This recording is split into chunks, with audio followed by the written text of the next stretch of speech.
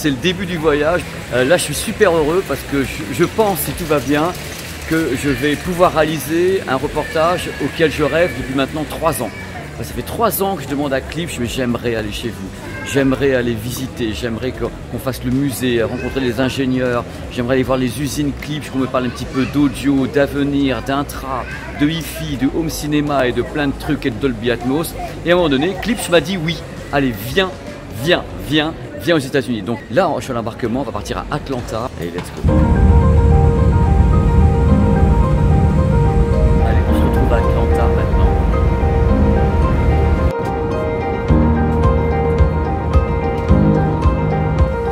L'aventure continue, hein. Là c'est l'arrêt à Atlanta pendant 2 heures, temps de récupérer les bagages, on va partir à Little Rock.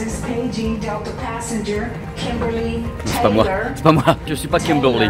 Et on va donc à Little Rock, et après la voiture, direction Hope, la ville de Hope, qui est donc la ville de Klipsch. On se rapproche de l'usine parce que ce sont des camions qui livrent du bois qui sont ici. Donc l'usine doit être là-bas au fond. En effet, vous allez voir tout à l'heure qu'on utilise beaucoup de bois pour les enceintes Klipsch. Vous voyez un peu les looks qu'elles ont. C'est pas du plastique, hein. On approche là. Là, voilà. Klipsch, regardez un peu ce qu'il y a autour. Vous allez vite comprendre que ici, ça n'a pas dû leur coûter cher d'implanter l'usine parce que vu le prix du mètre carré, à mon avis, il y a eux et eux. On rentre directement, c'est religieux. Regardez ici, Klipsch et Monsieur Klipsch, Paul, qui est le fondateur, et je suis tellement connu ici que j'ai même le code d'entrée de la porte pour entrer chez Klipsch. J'en suis là, moi. Ah, mais quel métier! En être réduit à faire tourner manège. Ici, chez Klipsch, aux États-Unis. Bonjour, bienvenue sur ma chaîne YouTube Pepe World pour un reportage absolument exclusif dans les coulisses de la marque audio Klipsch. Alors peut-être certains d'entre vous ne connaissent pas la marque Klipsch, moi je suis ici pour éclairer vos lanternes. On va donc parler de tout dans cette vidéo. On va dresser le portrait de l'ADN de cette marque. Qui est Klipsch? Qui était Paul Klipsch? Quelles étaient ses idées? Et en vrac, après dans cette vidéo exceptionnelle, vous verrez l'usine, avec en effet le making-of de l'enceinte culte Klipsch qui s'appelle la Horn. On ira après dans le centre de recherche et développement et vous aurez des tas de petites séquences cocasses tournées ici à droite et à gauche entre l'Arkansas justement et Indianapolis. Bref, je vous promets une vidéo que vous n'êtes pas prêt d'oublier, ni moi d'ailleurs. Ici c'est une des chambres sourdes qu'on verra tout à l'heure, une chambre sourde absolument unique car elle est rotative. Allez, on est parti. Là, c'est petit, c'est mignon et c'est toute l'histoire de Klipsch.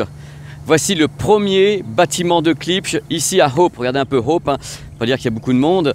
À part Thierry qui est ici et qui fait une double cam avec moi. On va donc visiter le musée Klipsch parce que je ne conçois pas de commencer une vidéo sur une marque sans expliquer ce qu'est la marque. C'est-à-dire l'asseoir et dire voilà, Klipsch c'est ça vient de là. Et comme ça vous allez rencontrer tout ce qui fait l'histoire d'une marque iconique ici aux États-Unis.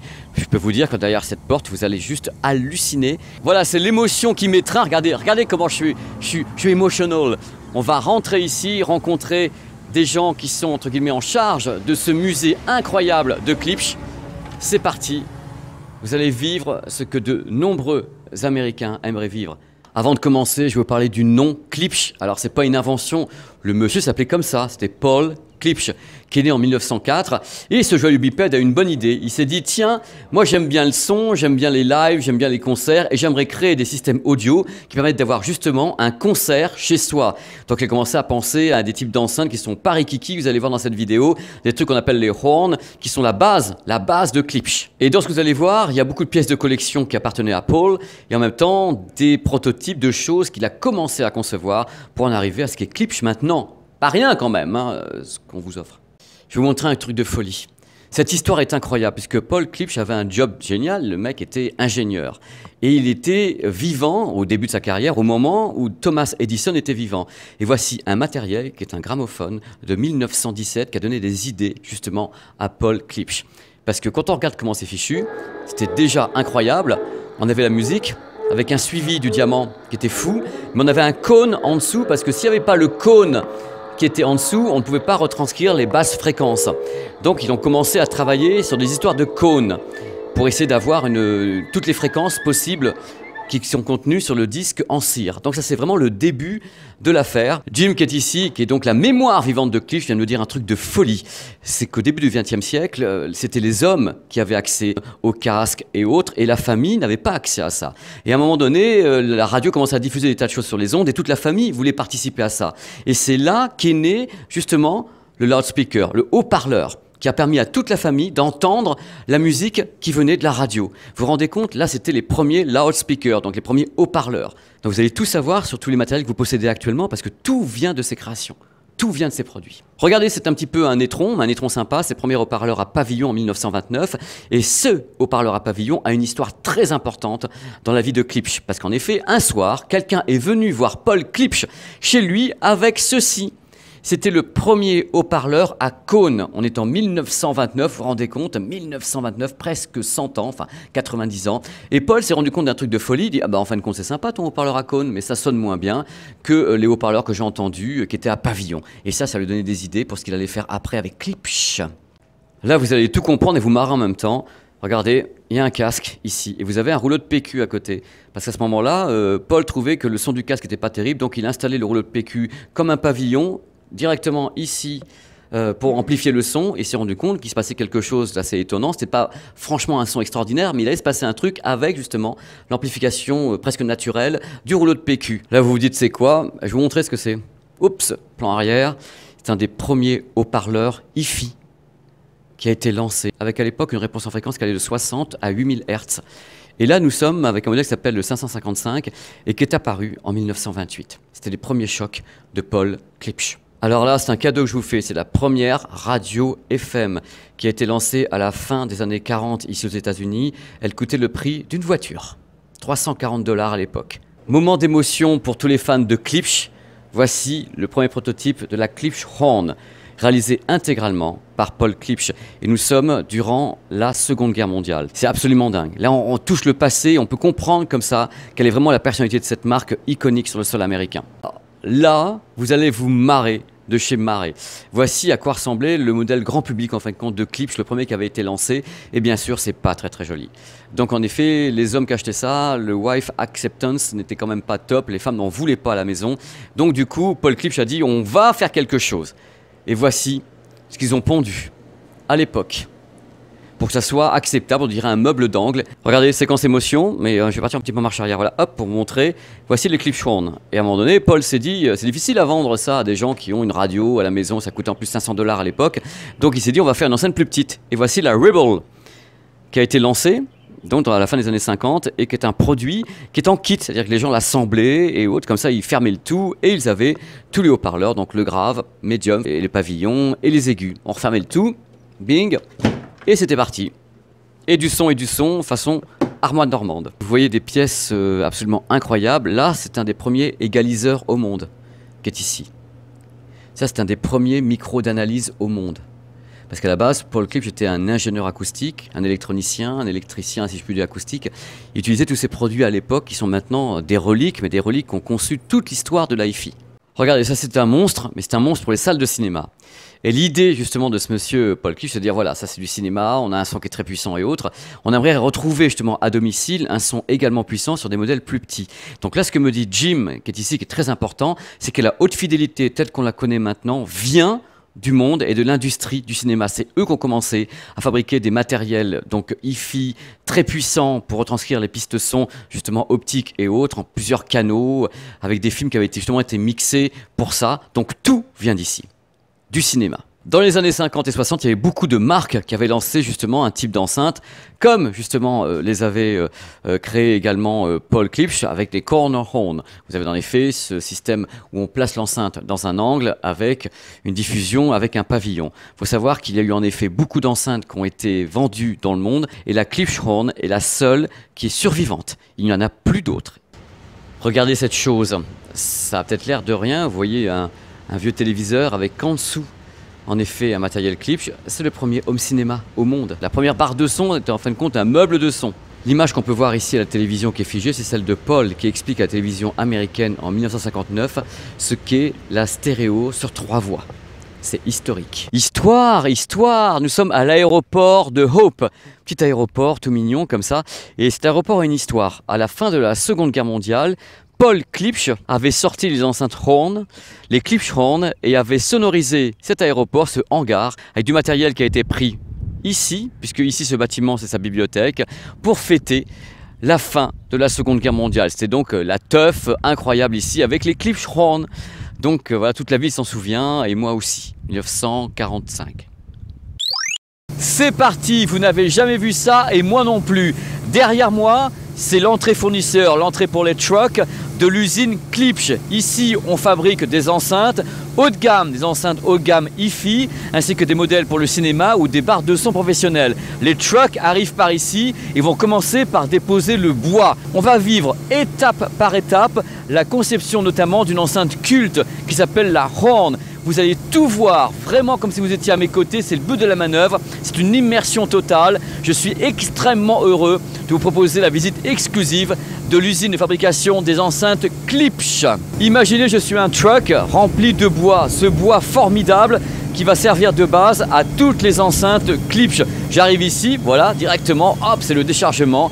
Et voici donc le bois à l'état brut. Ici, ils n'ont qu'un seul fournisseur qui fournit tous les types de bois pour toutes les enceintes haut de gamme fabriquées ici, ainsi que les gammes cinéma, dont l'enceinte qui nous intéresse, la Horn. Donc pour information, ici, vous voyez du morceau de bois partout. Ils travaillent les enceintes qui sont dans des gammes vraiment très haut de gamme. C'est-à-dire qu'on est vraiment dans le top du top de ce que fait Klipsch pour le marché américain ou mondial, puisqu'on a les gammes héritage, voilà déjà, Pro Cinéma, les K-Series, les RP7, les RC64, la Scala et la gamme Heresy, qui sont fabriqués donc ici. Bien sûr, chaque enceinte est fabriquée par rapport à des critères. Donc il y a des découpes qui vont avec, il y a des chaînes de production qui vont avec.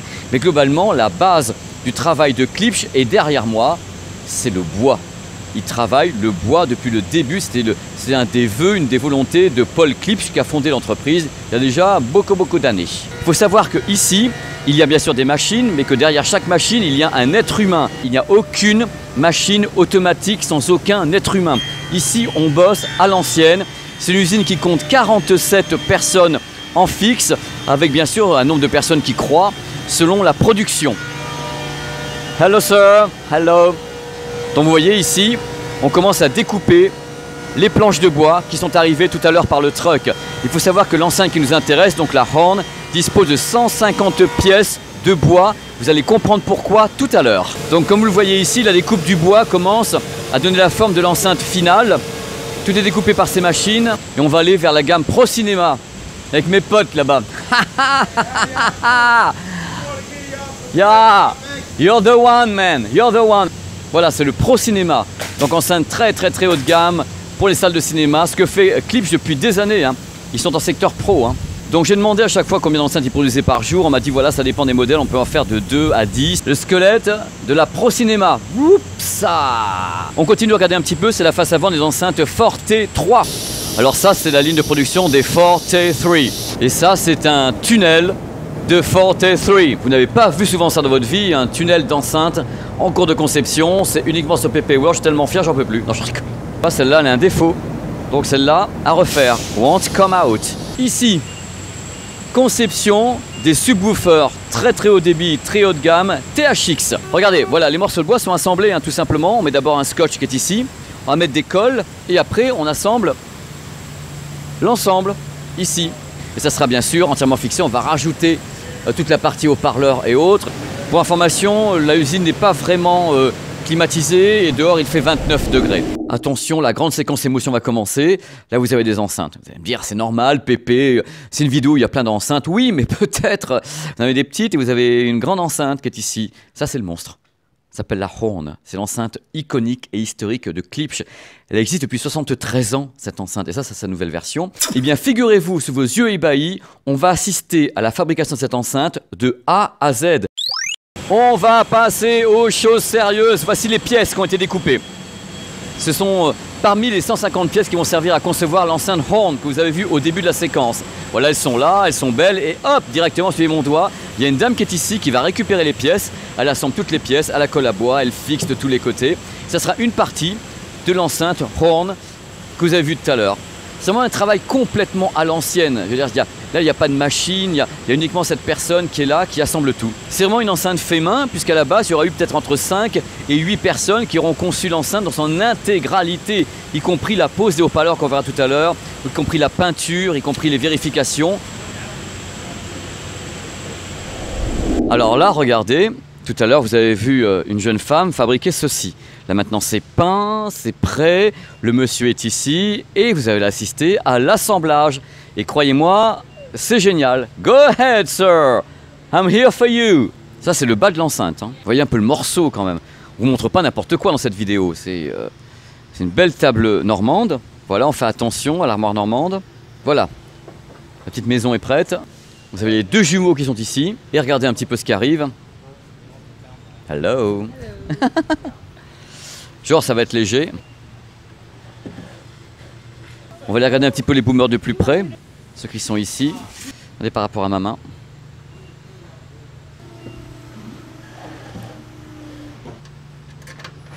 Là, on perce des trous pour fixer les éléments. Tape fort, c'est le pied. Donc vous voyez, globalement, il y a une personne qui a fait la découpe. Il y a une personne qui a commencé l'assemblage. Il y a 3 personnes qui vont monter l'enceinte. Donc a priori, à 5 personnes, ils peuvent monter cette enceinte. À l'ancienne, il n'y a pas de chaîne de production avec des rails ou des trucs comme ça. Ils y vont. On installe le pied. Alors le pied, c'est un truc assez nouveau parce qu'avant, ils ne mettaient pas. Enfin, quand ils ne mettaient pas un pied comme ça, c'est quand même une enceinte qui est à la limite du professionnel, quoi. Donc vous avez donc le caisson de grave, si je puis dire, le grave qui est dispersé comme ça en bas. Et on pose par-dessus, comme un chapeau, le médium et l'aigu. Donc officiellement, ils m'ont dit qu'ils pouvaient en fabriquer comme ça 2 à 10 par jour, suivant la demande. Donc pendant qu'on fixe les pieds, entre-temps, la jeune fille a amené l'électronique, avec la connectique, l'électronique de séparation, des fréquences, tout le filtrage, pour envoyer les fréquences vers tel ou tel haut-parleur, donc les boomers, médium et aigu. Tout est filtré ici. Là, vous avez carrément ce que vous allez voir, pensez à une sorte de grande trompette hein, ou voir une tour Eiffel, c'est le haut-parleur de médium.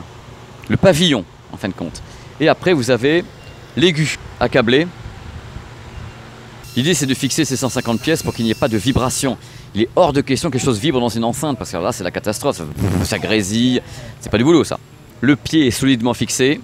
On passe à l'implémentation de l'électronique. On fixe au boomer. Donc maintenant, on va relever la bestiole et s'occuper d'autre chose que le grave. Parce que pour le moment, on n'a installé que le grave à l'intérieur, qui est basculé donc par ici. Une sorte d'évent, en quelque sorte. Le grave va ressortir sur les côtés. Et je vous annonce l'arrivée des tours Eiffel. C'est le pavillon pour le médium. Il faudra ajouter un moteur ici. Pour le moment, le pavillon est donc nu. Moteur! Et en dessous, il y a une pièce qui a bien sûr déjà été découpée. On vient d'installer justement cette œuvre d'art qui est le pavillon de médium. Je ne vous ai pas encore expliqué pourquoi on les fabrique 2 par 2. Tout simplement parce que ces 2-là viennent du même tronc d'arbre.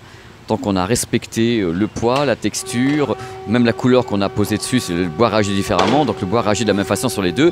Elles sont donc uniformes. Donc pour vous donner encore plus d'informations, parce que je suis là pour ça, le bois est découpé en hauteur, c'est la même veine, en fin de compte, ici. Et le dessus, ici, fait partie de la même veine également. Vous voyez les 2 points qui sont ici, qu'on retrouve ici. Et on installe le pavillon. Regardez la taille du pavillon. Là, vous avez un plan absolument exclusif à l'intérieur du pavillon sans le moteur.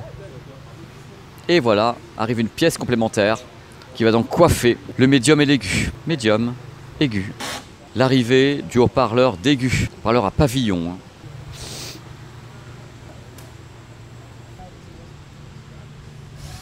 Dans l'idée de Paul Klipsch qui a créé ces enceintes, on n'avait pas besoin de cette partie-là. C'est-à-dire que l'enceinte devait être mise dans un angle de mur. Tout simplement.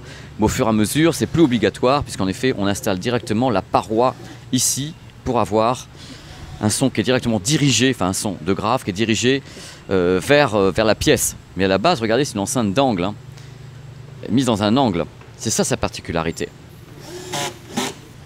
Voici qu'arrive enfin le moteur qui est placé au bout du pavillon.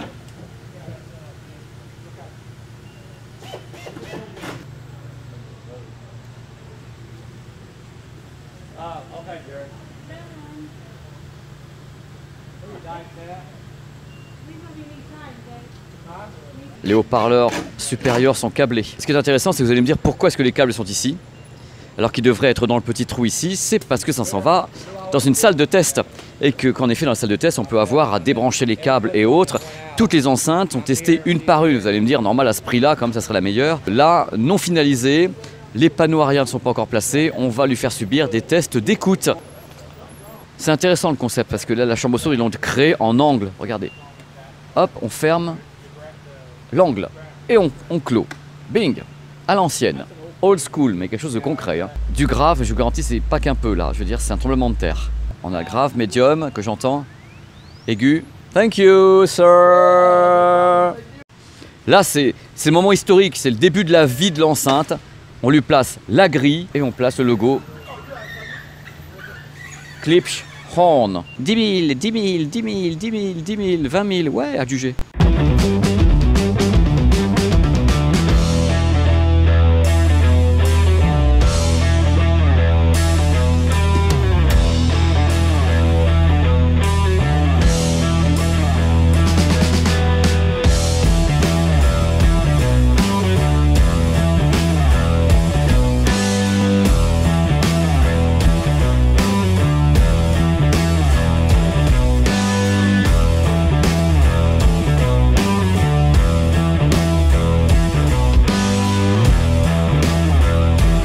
Moi, je suis super fier d'avoir pu vous présenter cette séquence avec ces gens adorables en plus qui ont conçu ces enceintes pour nous comme ça en 1 heure de temps. L'enceinte est désormais vivante. Et voilà, c'est parti, on est revenu dans la salle de départ et maintenant je vais me livrer à une écoute les yeux fermés. Ça va être religieux, hein. Like a bird on a tree, I'm just sitting here. I got time, it's clear to see. Ça, c'est juste iconique. Je vous souhaite d'écouter ça un jour dans votre vie, quoi. Parce que c'est que tu es là et en même temps, tu es au milieu de la pièce, tu fermes les yeux. Encore une fois, tu n'as plus d'électronique, tu n'as plus d'enceinte, tu n'as plus rien, tu as juste... Là, c'était Roger Waters, c'était plein de trucs. Tu as juste les musiciens. Tu n'entends plus les enceintes, tu n'entends plus l'électronique, il y a uniquement l'émotion.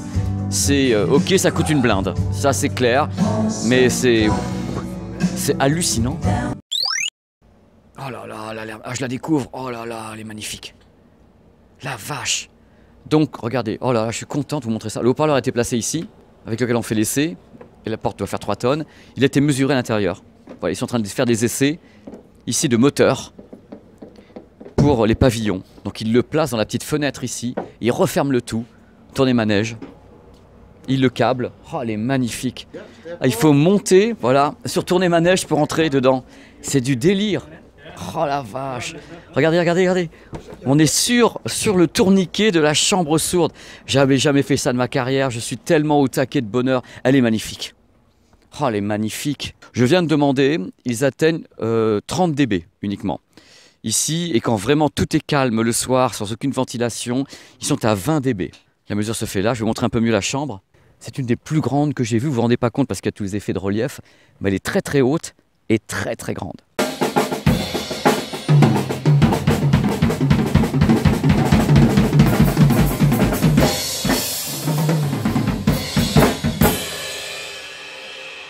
Et voilà, et ce monsieur travaille chez Klipsch. Je vous le dis, ce sont des musiciens, des bikers et tout, des hommes chevelus comme moi et tout. C'est pas possible cette boîte. Laissez-moi sortir. Mais regardez, mais c'est que du bonheur. Je suis tellement ému, mais vous pouvez pas savoir, d'être ici à Indianapolis, à Indy, devant le siège de Klipsch. Alors là, ça va chauffer, puisque derrière ces portes se trouve la recherche et le développement de Klipsch. Il y a toutes les gammes, il y a des décors de folie, vous allez voir des produits hallucinants. Bref, vous allez pénétrer avec moi, coucou, dans l'univers et la philosophie de Klipsch.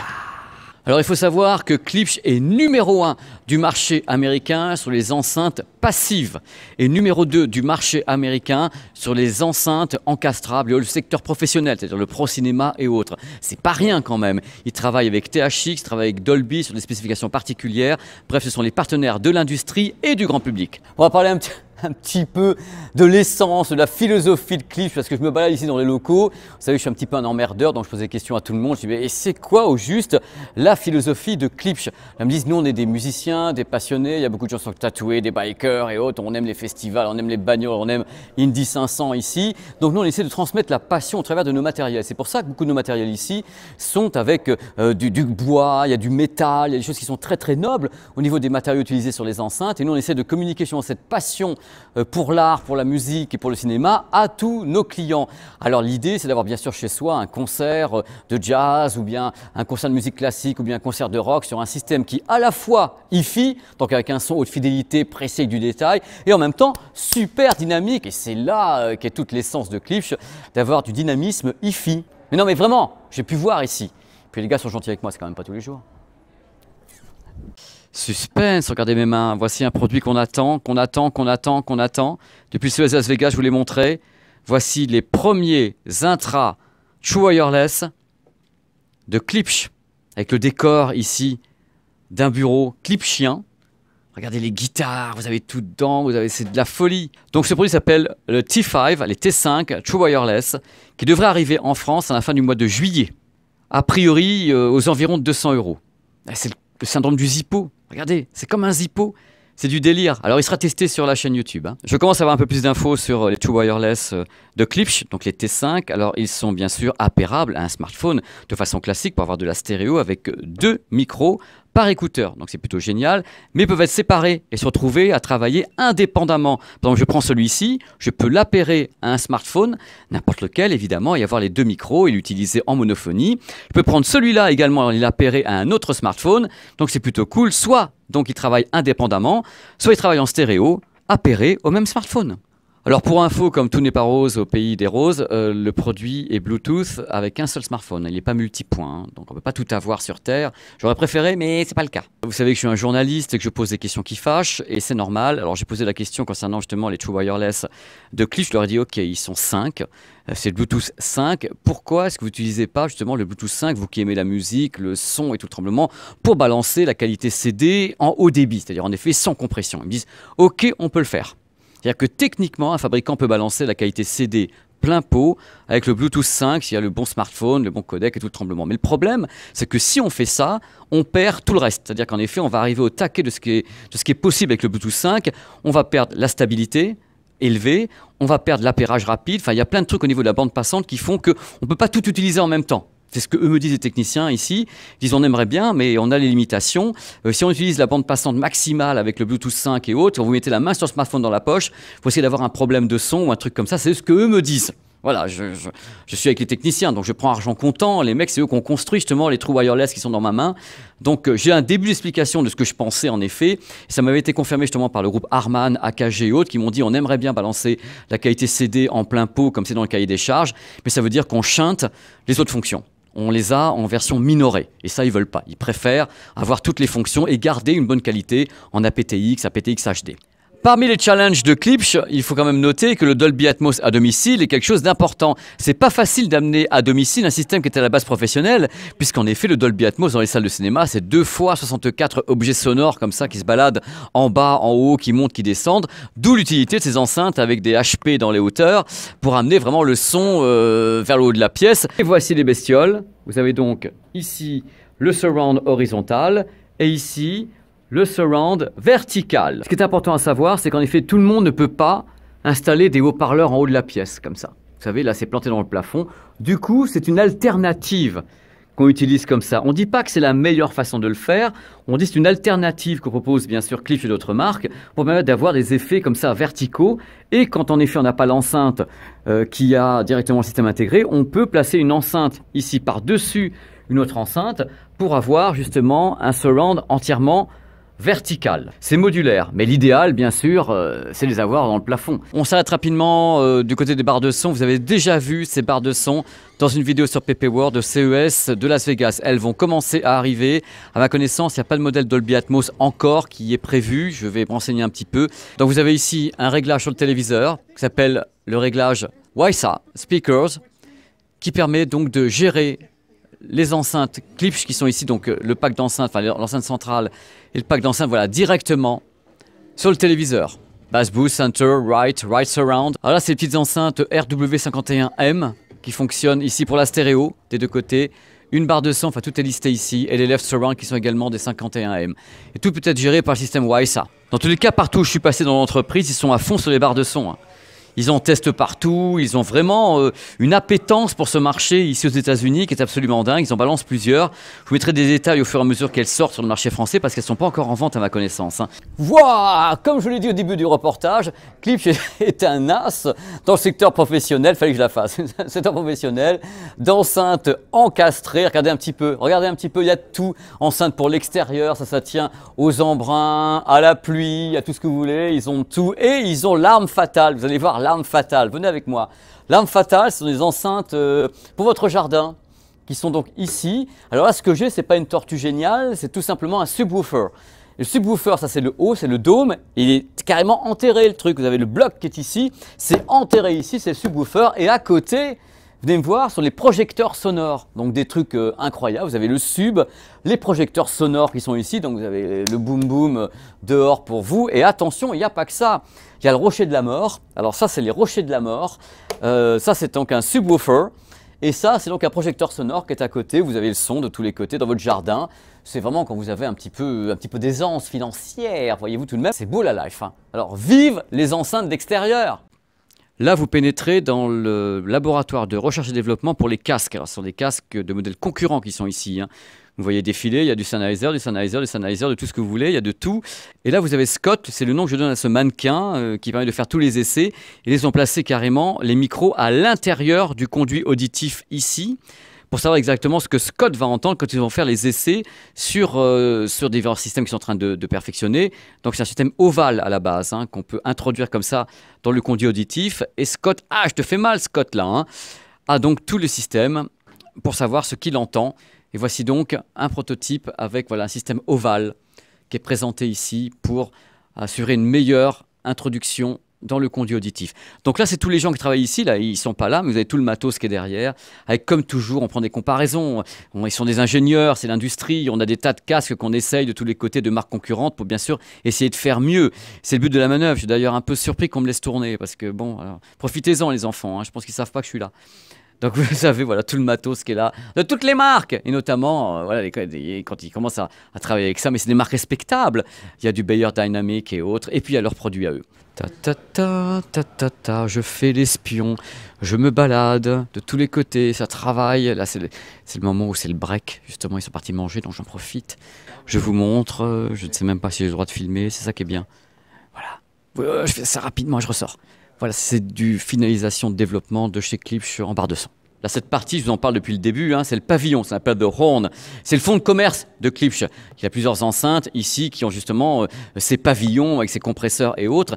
Et on m'a expliqué un truc très important dans l'industrie du cinéma et du son, c'est que justement, ce concept avec des boomers, avec des pavillons, c'est extraordinaire pour la perception des voix. C'est pour ça que la plupart des salles de cinéma équipées de ce type de système ont des voix, une retranscription des voix très très claires. C'est très important, ça, qu'on puisse avoir des voix claires pour pouvoir être intelligible dans les salles de cinéma ou chez soi. Donc, en effet, les horns, ces fameux pavillons, sont extraordinaires pour pulser le son. C'est du dynamisme en barre. C'est pour ça que depuis le début, on peut parler de Klipsch comme étant quelqu'un qui marie la passion au dynamisme, à l'efficacité, à cause justement de ce fonds de commerce des pavillons. Voilà, le pavillon de Horn. Mais vous savez que ce type de haut-parleur est très compliqué parce qu'en fin de compte, c'est une amplification directement du haut-parleur par le horn, donc le pavillon. S'il y a donc un problème de qualité technique à la base dans ce type de haut-parleur, il est amplifié par le système. Donc c'est pour ça que c'est compliqué à fabriquer ce type de haut-parleur chez Klipsch. Le moindre défaut, vous le prenez amplifié x 10. Vous vous rendez compte un petit peu la galère. Là, c'est un moment religieux parce qu'on écoute les RP600.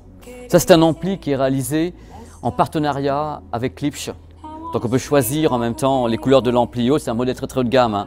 Ça s'appelle SLI 80 Signature. Et ce design qu'on reconnaît entre mille, c'est-à-dire les gens rentrent dans un magasin, reconnaissent ces enceintes Klipsch immédiatement. Moi en tant que fan de hi-fi, depuis toujours, je dis oh, ça c'est du Klipsch. Quoi. On le repère à 15 bornes. C'est assez intéressant.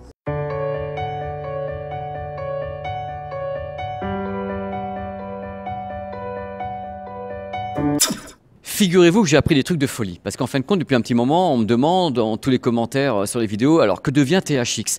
Parce qu'il y a encore 10-15 ans, THX régnait sur l'industrie du cinéma, sur le home cinéma, on parlait beaucoup de THX, c'est un label de qualité, hein.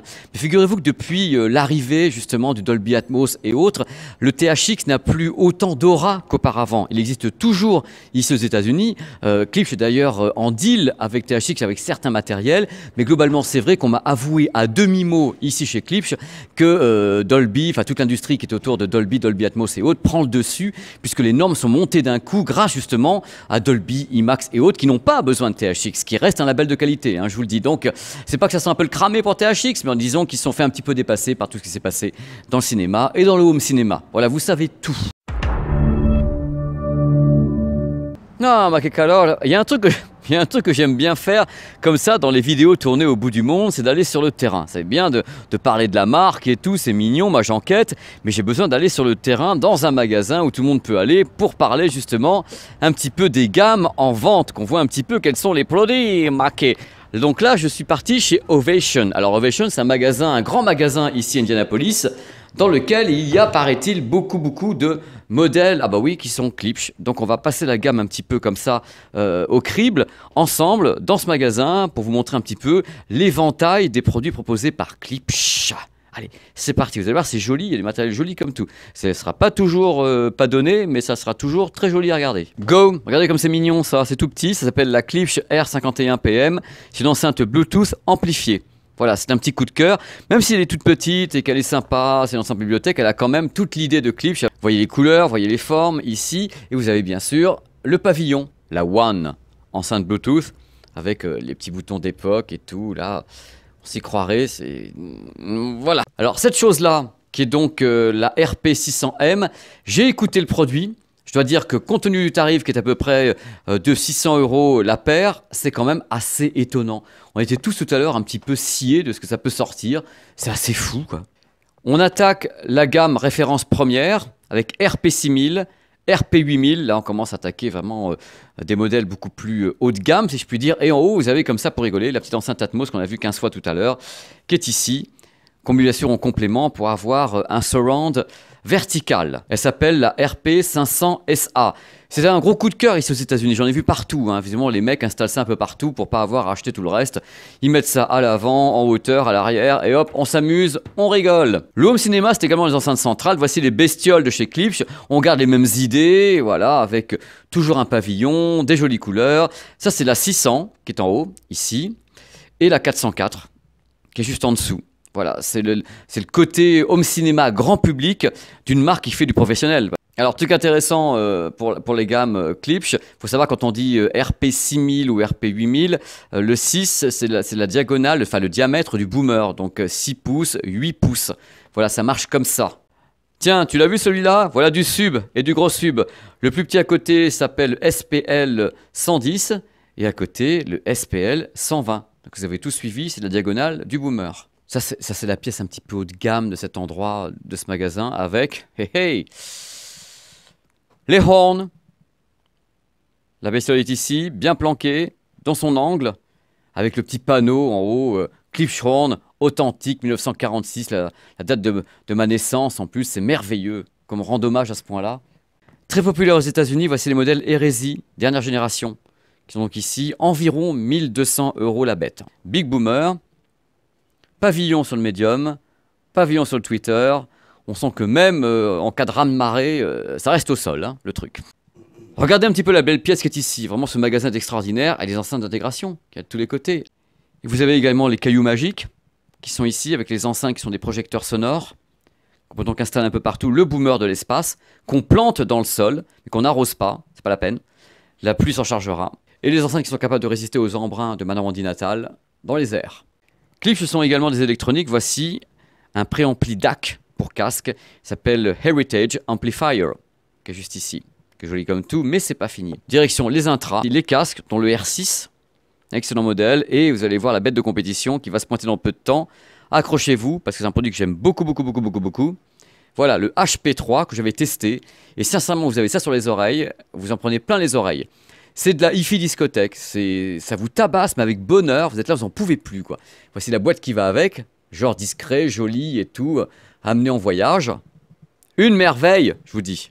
Bien connu des audiophiles, des fans de Klipsch, voici la Forte 3, petite merveille, avec son beau panneau en bas pour dire regardez comme c'est beau.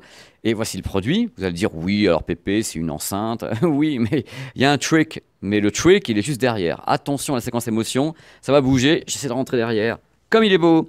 Radiateur passif, 38 cm, qui va s'agiter derrière. Il faut planquer la vaisselle. C'est rien de le dire. Et quand je dis qu'elle fonctionne, il faut vraiment écouter le produit. C'est assez étonnant.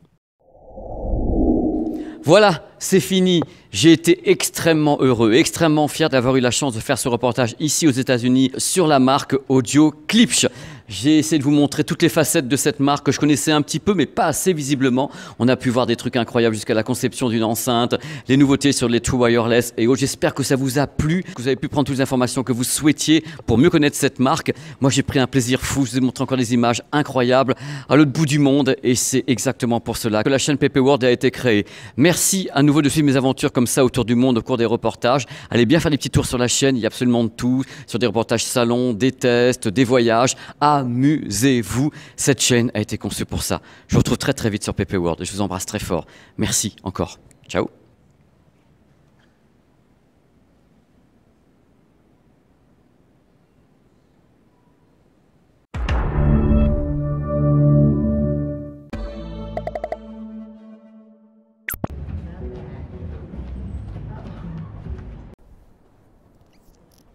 Alors pour les gens qui ne connaîtraient pas, comme certainement la plupart des Français, la ville de Hope est célèbre. C'est la ville de naissance de Bill Clinton. Donc en effet ici, les gens le connaissent. Et connaissent bien sûr également l'histoire de Paul Klipsch, notamment.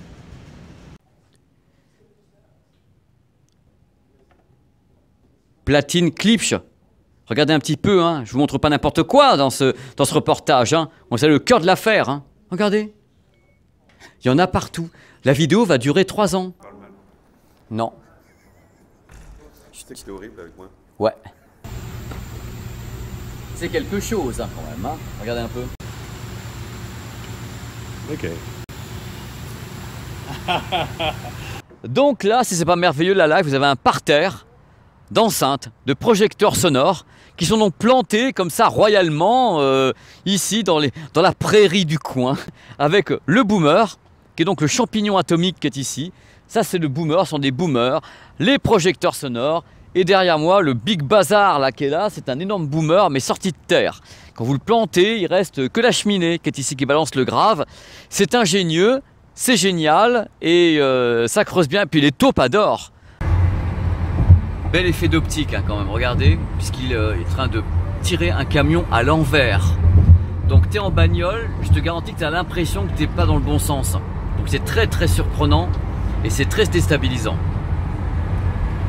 Voilà, mais il n'a pas le choix, il remorque. Vroom, ça c'est idéal ici pour tourner la suite de Twister. Alors comme je vous le dis depuis le début, c'est quand même très rock'n'roll ici. Hein. Et le dire c'est rien justement, c'est pour ça qu'ils sont très très proches du Hard Rock Café, des gens comme ça, parce qu'à la base la boîte est très rock'n'roll. Dans l'idée, dans l'ambiance, partout vous rencontrez le personnel ici. Quand je me balade, c'est des gens qui sont, vous imaginez, sur des motos, quoi. Ce sont des bikers. Oh, la petite gamme, comme c'est joli ici. Les T5M, voici le modèle donc des intra-auriculaires directement avec le câble. C'est-à-dire là, on ne s'encombre pas. C'est un câble qui est là. Là, vous avez 100 câbles. Voilà, pour les gens qui veulent faire du sport. T5 Sport, voilà, qui est ici, tout mignon. Et le tour de cou. Avec 2 micros, si vous voulez courir en plus, pas risquer de dépaumer par exemple. Très très sympa, le produit. Et voilà, je vous le remonte parce que j'en peux plus, je trouve ça tellement génial. Les True Wireless. Maison, voilà, je trouve dingue avec, voilà ici le port USB-C de chargement. Je vais en apprendre un petit peu plus sur le produit hein, avec les ingénieurs.